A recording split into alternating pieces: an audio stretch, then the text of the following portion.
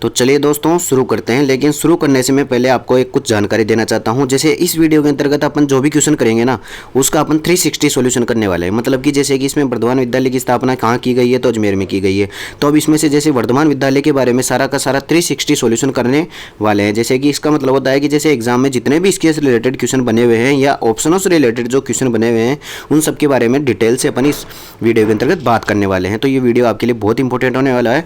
और आपको बता दूं, ये सारे जितने भी क्वेश्चन कराऊंगा ना, आज लगभग 20 से 25 क्वेश्चन कराऊंगा, जिसके अंतर्गत अपन हर क्वेश्चन के अंतर्गत 5 क्वेश्चन एक्स्ट्रा में करेंगे जो एग्जाम के अंतर्गत पूछे गए हैं। ठीक है, तो कुल मिलाकर के इसके अंतर्गत लगभग 100 क्वेश्चन आपके कवर हो जाएंगे।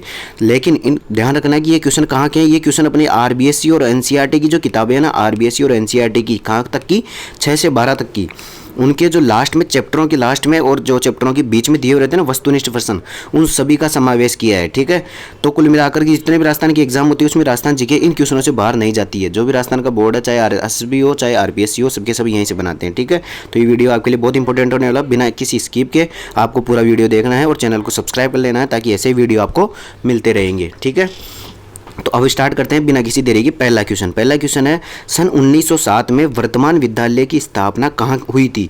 अब देखो, वैसे तो आप कंफ्यूज हो गए कि वर्धमान विद्यालय तो यार जयपुर में स्थित हुआ था, तो आंसर तो जयपुर आना चाहिए, फिर अजमेर क्यों कर रखा है। लेकिन इसमें एक ट्विस्ट है 1907 का। देखो आपको बता देता हूँ, वर्धमान विद्यालय से क्वेश्चन पूछेगा सबसे पहला तो, कि वर्धमान विद्यालय की स्थापना 1907 में कहाँ पर हुई थी। तो वर्धमान विद्यालय की सबसे पहले स्थापना बात करें 1907 में, तो सबसे पहले अजमेर में इसकी स्थापना हुई थी। इसके बाद में बात करें तो 1908 में जाकर के इसको जयपुर में स्थानांतरित कर दिया गया था। कहाँ पर कर दिया गया था? जयपुर में। ठीक है, तो आपको एक तो ये दोनों बात याद रखनी है कि 1907 में शुरू में तो कहाँ पर स्थापना हुई थी? अजमेर में हुई थी। इसके बाद में 1960 में जयपुर में जाकर के इसको स्थानांतरित कर दिया गया था। अब देखो, इससे एक क्वेश्चन और पूछा गया एग्जाम में, भाई वर्धमान जो विद्यालय है इसकी स्थापना किसने की थी। तो किसने की थी? ये अर्जुनलाल सेठी ने की थी। किसने की थी? अर्जुनलाल सेठी ने की थी।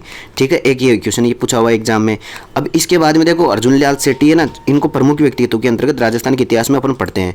ठीक है, तो इनसे एक क्वेश्चन हमेशा एग्जाम में पूछा जाता है। कौन सा वाला? कि जो भी ये प्रमुख क्रांतिकारी थे उनको क्या जेल में डाला गया था। जैसे किसी भी षड्यंत्र में शामिल होते थे तो उनको जेल में डाला जाता था। तो हमेशा ऐसे मिलान चिन्ह करवाते थे भाई, जैसे इधर तो दे देते थे कौन से प्रमुख व्यक्तित्व और इधर दे देते थे जेलों के नाम, भाई कौन सी जेल में किसको डाला गया था। तो आपको याद रखना है कि जो अर्जुनलाल सेठी है ना, इनको कौन सी जेल में डाला गया था? इनको बेलूर जेल में डाला गया था। कहाँ पर डाला गया था? बेलूर जेल में डाला गया था। ठीक है, एक ये प्रश्न याद रख लेना आप। ठीक है, इतना हो गया। इसके बाद में एक और बात ध्यान रखना, अर्जुनलाल सेठी के बारे में और वर्धमान विद्यालय के बारे में, दोनों के बारे में ऐसा कहा जाता है कि ये राजस्थान में जनजागृति लाने का पहला श्रेय दिया जाता है इन दोनों को। किसका?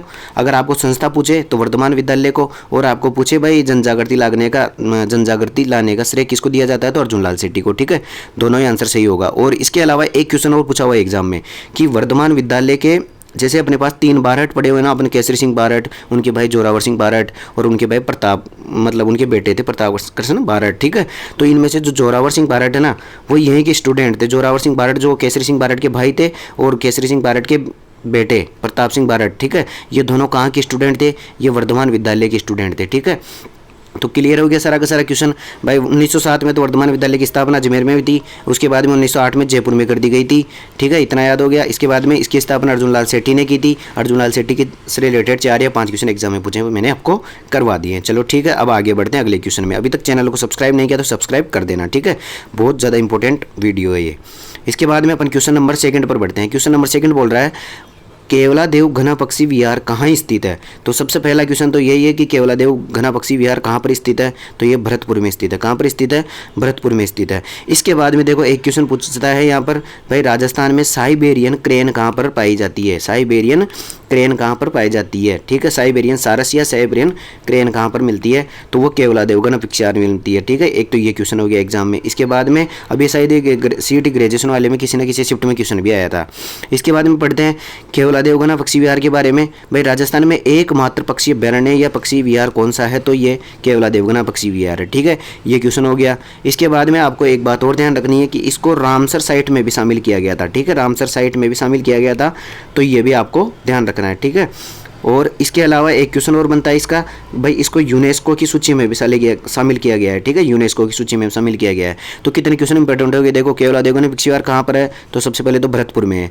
दूसरा क्वेश्चन है कि यहाँ पर साइबेरियन क्रेन पाई जाती है। इसके बाद में राजस्थान में पक्षी विहार एकमात्र पक्षी विहार ये है। इसके अलावा इसको रामसर साइट में शामिल किया गया है और यूनेस्को में शामिल किया गया है। ठीक है, ये सारे क्वेश्चन केवलादेव घना पक्षी विहार से संबंधित है। ठीक है, आगे बढ़ते हैं। क्वेश्चन नंबर थर्ड क्या बोल रहा है? क्वेश्चन नंबर थर्ड बोल रहा है, देखो क्वेश्चन नंबर थर्ड बोल रहा है अपने प्रश्न नंबर 3 है, छप्पन बेसिन किस जिले में स्थित है? छप्पन बेसिन किस जिले में स्थित है? देखो सबसे पहले तो बेसिन का मतलब होता है कि जहाँ से नदी गुजरती है तो उसके आसपास के क्षेत्र को बेसिन कहा जाता है। ठीक है, अब ये छप्पन बेसिन है कहाँ पर? बांसवाड़ा में। कहाँ पर स्थित है? बांसवाड़ा में। अब देखो छप्पन बेसिन से रिलेटेड क्वेश्चन आपको बता देता हूँ। सबसे पहले तो ये पूछ सकता है कि छप्पन बेसिन कौन सी नदी से बनता है, तो आपको याद रखना माही नदी से बनता है। ठीक है, इसके बाद में देखो अगर ऑप्शन में आपको बांसवाड़ा दी गई, यहाँ पर तो बांसवाड़ा डूंगरपुर नहीं है, लेकिन अगर डूंगरपुर भी ऑप्शन में होता तो आपको बोलना पड़ता बांसवाड़ा डूंगरपुर। ठीक है, इसका बेसिन का नाम क्या पड़ता?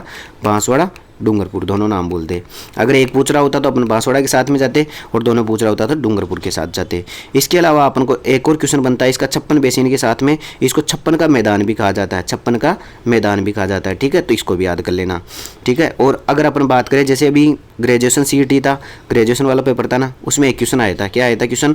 कि ऐसे कुछ बांध दे रखे थे, 4 बांध थे, उनमें पूछा था कि निम्न में से कौन सी से जल विद्युत परियोजना चलती है। ठीक है, तो उसमें एक क्वेश्चन था माही बजाज सागर परियोजना। ठीक है, कौन सा था? माही बजाज सागर जो बांध है ना, उसका क्वेश्चन आया था। ठीक है, तो आपको ध्यान रखना है जो माही बजाज बांध है ना, वो कौन सी नदी पर बना हुआ है? तो वो माही नदी पर बना हुआ है। और कहाँ पर बना हुआ है? तो बांसवाड़ा में बना हुआ है। ठीक है, तो एक क्वेश्चन ये हो गया माही नदी का। ठीक है, इसके अलावा माही नदी का एक और क्वेश्चन बनता है कि राजस्थान की ऐसे मान लो पूरे विश्व की एकमात्र ऐसी नदी जो कर्करेखा, जैसे कर्करेखा यहाँ से गुजरती है राजस्थान में, तो कौन सी ऐसी नदी है जो कर्करेखा को 2 बार काटती है? तो माही नदी ऐसे आती है। देखो माही नदी ऐसे आकर के ऐसे आती है, तो कुल मिलाकर के कर्करेखा को 2 बार काटती है, तो इस कारण से माही नदी इंपॉर्टेंट हो जाती है। ठीक है, ये हो गया। इसके अलावा ये भी पूछता है कि जो माही नदी है ना, इस पर जितने भी बांध बने हुए हैं, 3 बांध बने हुए हैं इस पर, तो इसका मतलब किस किस राज्य के बीच में इसका लेन देन चलता है? तो कुल मिलाकर के एक तो राजस्थान है अपना और एक गुजरात है, इन दोनों के बीच में समझौता है। ठीक है, इसका 55% है और राजस्थान का 45% है। इतना याद हो गया। इसके बाद में आगे बढ़ते हैं क्वेश्चन नंबर 4 की तरफ। ठीक है, चैनल अभी तक सब्सक्राइब नहीं किया तो कर देना, क्योंकि ये अपने RBSE और NCERT की 6 से 12 तक की जो बुक्स है उनके सारे के सारे वस्तुनिष्ठ मैं इसी चैनल पर करा रहा हूँ। बहुत सारी वीडियो मैंने करा चुका हूँ ग्रेजुएशन CET से पहले, और कुछ क्वेश्चन अभी करा रहा हूँ। आगे आने वाली एग्जाम जैसे पशु परीक्षर का एग्जाम है, इसके अलावा RS का एग्जाम है, पटवारी का एग्जाम है, इन सभी एग्जाम के अंतर्गत राजस्थान GK आती है। और राजस्थान GK का यहाँ से मतलब ये मान लो 95% क्वेश्चन यहीं से मिल जाते हैं। ठीक है, अभी CET का जैसे ग्रेजुएशन के 4 शिफ्ट हुए थे ना, उन चारों शिफ्टों की बात करूँ तो मात्र 2-2 क्वेश्चन जो भी नए क्वेश्चन बनाए गए थे, मतलब बोर्ड के द्वारा जो वो बनाते हैं ना पेपर सेटर के द्वारा, उनके माध्यम से केवल 2-2 क्वेश्चन हर शिफ्ट में अलग आए थे। नहीं तो लगभग 37 से 38 क्वेश्चन हर शिफ्ट में राजस्थान GK के आए थे। उनमें से 35 क्वेश्चन अपने इसी से NCERT की RBSE की जो 6 से 12 तक किताबें चलती है ना, उनके पीछे के क्वेश्चन आए हैं। ठीक है, इतना याद रख लेना, इसलिए बहुत ज़्यादा इंपॉर्टेंट है। अगली बात करते हैं क्वेश्चन नंबर 4 की ओर। राजस्थान की सबसे गहरी झील कौन सी है? तो राजस्थान की सबसे गहरी झील है नक्की झील। ठीक है, अब देखो झीलों की बात करें तो नक्की झील से भी क्वेश्चन पूछा था, अभी भी एग्जाम में पूछा था। सबसे पहले तो ये पूछा था CET ग्रेजुएशन में कि देवताओं के नाखूनों द्वारा बनाई गई कौन सी झील है? तो नक्की झील है। ठीक है, एक ये कुछ क्वेश्चन पूछा था। इसके अलावा सिंपल क्वेश्चन ये भी पूछा था कि नक्की झील कौन से ज़िले में है? तो ये सिरोही ज़िले में, इतना भी याद रख लेना आप। इसके अलावा एक क्वेश्चन बढ़िया बनता है कि राजस्थान की एकमात्र ऐसी प्राकृतिक झील जो कि सबसे अधिक ऊंचाई पर स्थित है, सबसे अधिक ऊंचाई पर कौन सी प्राकृतिक झील है? तो वो कौन सी है? नक्की झील है। ठीक है, इस कारण से ये नक्की झील भी एक इंपॉर्टेंट क्वेश्चन हो गया। इसके बाद में आपको ये भी पूछ सकता है कि जैसे पुष्कर झील कहाँ पर है? तो ये अजमेर में। फलोदी झील फलोदी में, नक्की झील हो गया, इसके बाद में नवलखा झील हो गया। ठीक है, तो आपको झीलों में से जैसे पुष्कर झील हो गई, नक्की झील हो गई, इसके अलावा खारे पानी की मीठे पानी की झीलें हो गई, इनको याद रख लेना सारी को। ठीक है, अब बढ़ते हैं अपन क्वेश्चन नंबर 5 की ओर। देखो क्वेश्चन नंबर 5 क्या कह रहा है? क्वेश्चन नंबर 5 कह रहा है राजस्थान का राजकीय खेल क्या है? तो राजस्थान का राजकीय खेल है बास्केटबॉल। देखो इसको गलत मत कर देना, ये हो सकता है कि गलत कर सकते हो, अपन कर सकते हैं क्वेश्चन, लेकिन आपको ध्यान रखना है कि राजकीय खेल कौन सा है? बास्केटबॉल है। ठीक है, अब देखो अभी आपको CET ग्रेजुएशन की बात करूँ तो उसके अंतर्गत राजकीय पुष्प भी पूछा हुआ है, राजकीय पशु भी पूछा था। मतलब कुल मिलाकर के अपने जितने प्रतीक चिन्ह हैं, जैसे कि राजकीय गीत हो गया, राजकीय नृत्य हो गया, इसके अलावा राजकीय पशु हो गया, पक्षी हो गया, वृक्ष हो गया, ऐसे जितने भी राजकीय चिन्ह हैं, अपने प्रतीक चिन्ह हैं, उन सभी को आपको याद कर लेना है। ठीक है, अभी जो CET ग्रेजुएशन का पेपर था उसमें चारों शिफ्टों में एक एक क्वेश्चन पूछा है। ठीक है, तो इनको याद करके जाना आप। इसके बाद में अपना एक क्वेश्चन और याद कर लेना, इसमें आप कमेंट करके मुझे बताओ कि बास्केटबॉल में कितने खिलाड़ी होते हैं। ठीक है, बास्केटबॉल की जो एक टीम होती है उसमें कितने खिलाड़ी होते हैं, ये आप मुझे कमेंट करके बताओगे। ये भी क्वेश्चन पूछ सकता है आपको एग्जाम में। इसके बाद में देखो अगला क्वेश्चन क्या पूछ रहा है, क्वेश्चन नंबर 6। क्वेश्चन नंबर 6 क्या बोलता है? देखो क्वेश्चन नंबर 6 कह रहा है कि राजस्थान में खेलों के विकास के लिए नेहरू युवा केंद्र की स्थापना कब हुई थी। नेहरू युवा केंद्र की स्थापना कब हुई थी, तो ये 14 नवंबर 1972 को हुई थी। कब हुई थी, 14 नवंबर 1972 को नेहरू युवा केंद्र की स्थापना हुई थी। ऐसे आपको खेल से रिलेटेड जितने भी कोई संस्था वगैरह हो, कोई भी चल रहा हो, तो उनका सबको आपको याद कर लेना है। इसके बाद में आगे बढ़ते हैं अपन क्वेश्चन नंबर 7 की ओर। क्वेश्चन नंबर 7 क्या कह रहा है, देखो रामसागर वन विहार कहाँ स्थित है। देखो ये क्वेश्चन भी इतनी बार राजस्थान ज्योग्राफी से एग्जाम में पूछा गया है, आप मान नहीं सकते। देखो धौलपुर में रामसागर वन विहार है, ठीक है। धौलपुर में 3 चीज़ें याद रखना आप, तो कौन कौन सा, एक तो रामसागर विहार, कौन सा, एक तो रामसागर है, इसके अलावा आपको एक केसर बाग है, ये भी ध्यान रख लेना है, ठीक है। कौन सा है, केसर बाग, रामसागर है, केसर बाग है। इसके अलावा भी देखो सीटी ग्रेजुएशन में एक क्वेश्चन और पूछा था, क्या पूछा था कि धौलपुर में एक परियोजना चल रही है, कौन सी, गैस की, धौलपुर साइकिल बाउंड वाली, कौन सी, धौलपुर साइकिल वाली एक परियोजना चल रही है, जो अभी सीटी ग्रेजुएशन की 28 तारीख का जो सेकंड शिफ्ट वाला पेपर था उसमें भी क्वेश्चन पूछा था। तो उसमें ये पूछा था कि ये कहाँ पर चल रही है, तो धौलपुर में चल रही है, ठीक है। एक 3 क्वेश्चन तो ये बन जाते हैं, रामसागर और केसर बाग, ठीक है। ये बहुत इंपॉर्टेंट है राजस्थान इसके लिए, धौलपुर के तीनों क्वेश्चन बहुत इंपॉर्टेंट है। इसके बाद में आगे बढ़ते हैं अपन क्वेश्चन नंबर 8 की ओर। क्वेश्चन नंबर 8 क्या कह रहा है कि नेहरू गार्डन किस झील में स्थित है, तो नेहरू गार्डन फतेह सागर झील में स्थित है, ठीक है। इसका क्वेश्चन एक ये बनेगा कि फतेह सागर झील कहाँ पर है, तो ये उदयपुर में स्थित है। इसके अलावा आपको ध्यान रखना है कि उदयपुर की लगभग 99% झीलें कौन सी है, मीठे पानी की झीलें हैं। तो जितने भी उदयपुर की झीलें आते हैं वो सभी मीठे पानी की झीलें हैं। आपको ये भी याद रखना है कि पिछोला झील कहाँ पर है, तो ये भी उदयपुर में। पिछोला झील का अभी भी क्वेश्चन आया था एग्जाम में कि पिछोला झील कहाँ पर है, सीटी ग्रेजुएशन के अंतर्गत, तो ये उदयपुर में स्थित है, ठीक है। कहाँ पर स्थित है, उदयपुर में स्थित है, ठीक है। और सीटी ग्रेजुएशन का जो 28 तारीख वाला सेकंड शिफ्ट का पेपर था उसमें पूछा था कि आनासागर झील कहाँ पर है, तो आनासागर झील कहाँ पर है, अजमेर में स्थित है। और इसके बारे में एक क्वेश्चन और बनता है कि आनासागर झील को किसने बनवाया था, अर्णवराज जी ने बनवाया था। किसने बनवाया था, चौहान शासक अर्णवराज जी ने बनवाया था, ठीक है। इसके अलावा आनासागर झील का एक क्वेश्चन और बनता है कि कौन सी झील ऐसी है जो जलकुंभी के कारण से फेमस है। जलकुंभी का मतलब होता है कि झील के अंतर्गत अपन कई बार नहीं देखते कि तालाब वगैरह में जैसे वो हरे हरे बहुत सारे छोटे छोटे पेड़ पौधे उग जाते हैं, तो उनको जलकुंभी बोला जाता है। तो यहाँ पर एक अभियान भी चलाया गया था जिसके माध्यम से इन जलकुंभियों को समाप्त किया जा रहा था, इस कारण से चर्चा में चली थी और अभी सीटी ग्रेजुएशन में पेपर में क्वेश्चन आ गया था, ठीक है। अब इसके बाद में आगे बढ़ते हैं अपन क्वेश्चन नंबर 9 की ओर बढ़ते हैं। क्वेश्चन नंबर 9 क्या कह रहा है, देखो लोहागढ़ किला स्थित है। तो लोहागढ़ का किला कहाँ पर स्थित है, देखो हर एग्जाम हो, कोई सा भी एग्जाम हो, उसमें एक दुर्ग का तो पूछता ही है भाई, ये दुर्ग कहाँ पर है, तो सारे दुर्ग आपको याद कर लेने हैं। लोहागढ़ का किला है भरतपुर में, ठीक है। और इसका एक क्वेश्चन और बनता है, लोहागढ़ का कौन सा किला बनता है, कौन सा क्वेश्चन बनता है कि कौन सा किला मिट्टी द्वारा निर्मित है, ठीक है। मिट्टी वाला किला कहा जाता है, मिट्टी वाला किला कहा जाता है। तो मिट्टी वाला किला किसको कहा जाता है, लोहागढ़ को कहा जाता है, ठीक है। और एक क्वेश्चन ये बनता है कि लोहागढ़ के किले के बारे में एक क्वेश्चन और बनता है, क्या बनता है कि लोहागढ़ किला है ना, उसकी अपन दुर्ग की श्रेणी पूछता है हर बार एग्जाम में, तो ये पारीख श्रेणी में आता है, ठीक है। पारीख से याद कर लेना, ख से खाई वाला, यानी कि ऐसा दुर्ग जिसके चारों ओर खाई होती है उसको क्या बोला जाता है, पारीख दुर्ग बोला जाता है। तो ये भी बहुत बार एग्जाम में पूछा हुआ है, ठीक है। ये राजस्थान बोर्ड की एनसीईआरटी के सारे वस्तुनिष्ठ क्वेश्चन है, उनसे बाहर कुछ भी नहीं है, मैं अलग से अपने मन से नहीं बना के लाया हूँ, ठीक है। तो ये सारे के सारे इंपॉर्टेंट क्वेश्चन है, ठीक है। चैनल को सब्सक्राइब कर लेना, अगर आपने बाकी के पिछले वीडियो नहीं देखे हैं तो वो भी जा करके देख लेना, चैनल पर प्लेलिस्ट बना रखी है मैंने सारी की सारी। इसके अलावा जो भी आपने वीडियो नहीं देखा उसको पूरा देखा करो, ठीक है। मैं पहले वीडियो छोटे बनाता हूँ ताकि आपका टाइम बिल्कुल भी बर्बाद ना हो। इसके बाद में क्वेश्चन नंबर 10 पढ़ते हैं अपन, राजस्थान में मूर्तिकला का विशेष केंद्र कौन सा है। तो राजस्थान में मूर्तिकला का विशेष केंद्र है जयपुर। कहाँ पर स्थित है, जयपुर में मूर्तिकला का विशेष केंद्र है। अब देखो इस जयपुर से रिलेटेड और क्वेश्चन भी बनते हैं, जैसे एक तो ब्लू पोएट्री कहाँ की प्रसिद्ध है, तो ये जयपुर की प्रसिद्ध है, ठीक है। ब्लू पोएट्री कहाँ की प्रसिद्ध है, जयपुर की प्रसिद्ध है। इसके अलावा अपन बात करें जयपुर में से और क्वेश्चन क्या बनते हैं, जैसे कि जयपुर की स्थापना किसने की थी, जयपुर को पिंक सिटी किसने कहा था, ये 2-4 क्वेश्चन और पढ़ के जाना आपको, ठीक है। ये मतलब नॉर्मल क्वेश्चन होते हैं जो कि एग्जाम के अंतर्गत पूछ लेता है। अभी सीटी ग्रेजुएशन में नॉर्मल क्वेश्चन पूछ रहा था जो अपनी राजस्थान बोर्ड की किताबों में होता है, ठीक है। तो 10+2 में भी ऐसा ही क्वेश्चन पूछा जाएगा। इसके बाद में क्वेश्चन नंबर 11 की बात करें, राजस्थान में सर्वाधिक पशु कौन सा है। तो देखो ये क्वेश्चन डिपेंड करता है कि कौन सी पशु गणना की बात कर रहे हो। अगर अपन 20वीं पशु गणना की बात करेंगे तो उसके अनुसार राजस्थान में सर्वाधिक पशु है बकरियाँ, ठीक है। लेकिन ये पिछले और पशु गणना की बात कर रहा था, इसमें दिखाई नहीं गया, लेकिन एग्जाम में जब भी पूछाएगा तो उसमें पशु गणना का नाम दिया जाएगा, ठीक है। तो उसके अनुसार गाय आंसर था, लेकिन 20वीं पशु गणना के अनुसार आपको बकरियां याद रखनी है, ठीक है। सर्वाधिक पशु कौन सी है, बकरियां याद रखनी है। इसके बाद में आगे बढ़ते हैं अपन क्वेश्चन नंबर 12। क्वेश्चन नंबर 12 क्या कर रहा है, राजस्थान में सर्वप्रथम डेयरी संयंत्र की स्थापना कहाँ हुई थी। तो सर्वप्रथम डेयरी संयंत्र की स्थापना हुई थी अजमेर में। कहाँ पर हुई थी, अजमेर में, ठीक है। तो ये भी क्वेश्चन आपको याद कर लेना है। इसके बाद में आगे बढ़ते हैं अपन, इससे रिलेटेड और कोई क्वेश्चन नहीं पूछा अभी तक एग्जाम में, ठीक है। इसके बाद में क्वेश्चन नंबर 13 बोल रहा है मारवाड़ के राठौड़ वंश का संस्थापक कौन था। तो सबसे पहले तो यही पूछ लेता, कई बार तो इतना कॉमन सेंस क्वेश्चन पूछ लेता है कि राठौड़ वंश कहाँ पर है, तो मारवाड़ में था, ठीक है, इतना भी पूछ लेता है। इसके अलावा भाई मारवाड़ में राठौड़ वंश की संस्थापक कौन थे, यानी कहाँ से शुरुआत हुई थी, तो राव सिंह थे। कौन थे, राव सिंह से राठौड़ वंश की शुरुआत हुई थी। संस्थापक कौन थे, राव सिंह थे, इतना याद रख लेना। इसके बाद में आपको ये याद रखना है कि जितने भी जो मारवाड़ के शासक थे उनका क्रम याद रख लेना, एक तो राव सिंह, फिर राव जोधा, मतलब ऐसे क्रम याद रखना। राव चूड़ा भी आते हैं, मेन जो मुख्य शासक थे उनका सबका आपको क्रम याद कर लेना, ठीक है।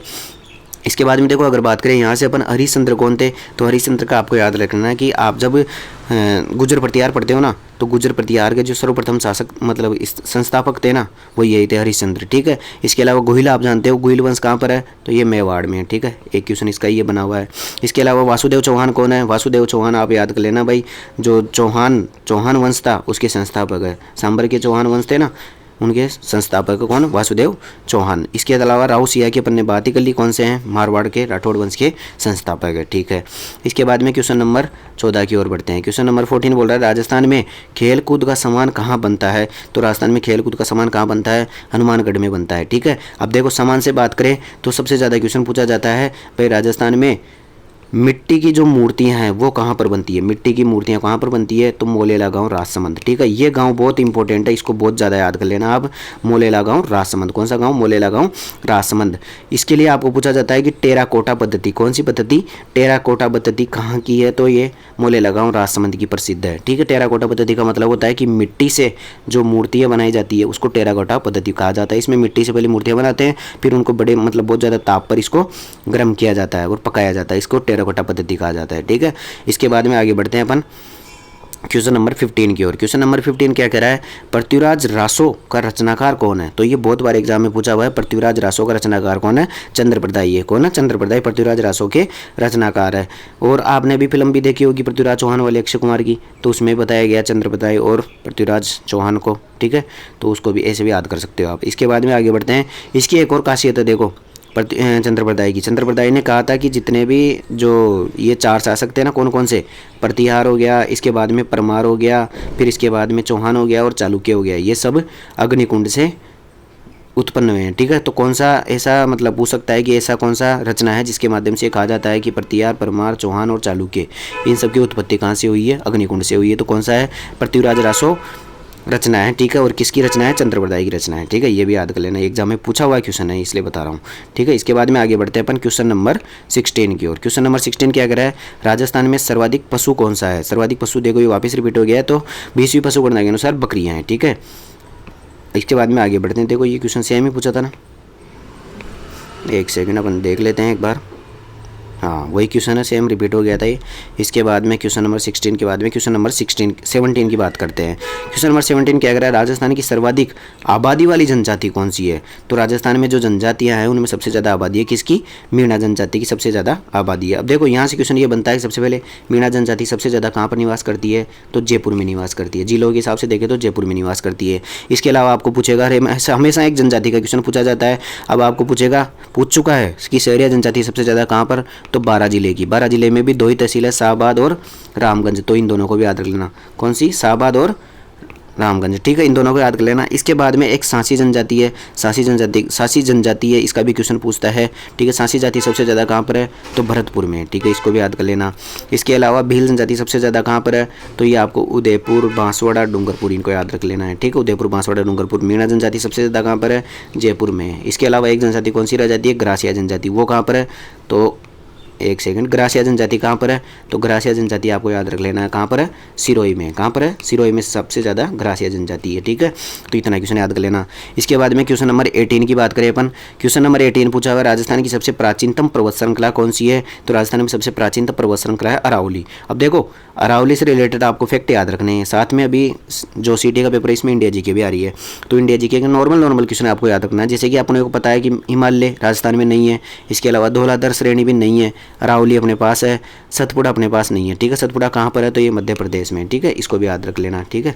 अब आगे बढ़ते हैं। तो जितनी भी ये श्रेणियाँ हैं ना, हिमालय की 4 श्रेणियाँ, उनको याद कर लेना, पहाड़ियाँ उनको याद कर लेना, ठीक है। इसके बाद में क्वेश्चन नंबर 19 में बढ़ते हैं अपन। क्वेश्चन नंबर 19 क्या कह रहा है कि सूकड़ी नदी के बहाव वाला जिला कौन सा है। तो ये अच्छा क्वेश्चन है। देखो सबसे पहले तो अपने को याद होना चाहिए कि सूकड़ी नदी कौन सी है। तो सूकड़ी नदी अपन को बात करें तो लूणी जो नदी है ना अपनी, कौन सी, लूणी नदी, लूणी नदी की एक सहायक नदी है, कौन सी, सूकड़ी नदी। ठीक है, अब जैसे मैं आपको मैप के माध्यम से समझाऊँ तो जैसे कि ये राजस्थान है, ठीक है, यहाँ पर ये मान लो कि अजमेर है, ठीक है, कौन सा है, अजमेर है, ठीक है, यहाँ पर अजमेर है। इसके बाद में लूणी नदी यहाँ से नागपाड़ अजमेर से निकलती है और ऐसे बहते बहते बहते बहते, एक सेकंड, ऐसे बहते यहाँ से ऐसे चल जाती है। ठीक है, तो अब यहाँ पर देखो इधर ऐसे बहती है ना, तो ये जितनी भी लूणी नदी की सहायक नदियाँ वो सारी की सारी इधर से मिलती है।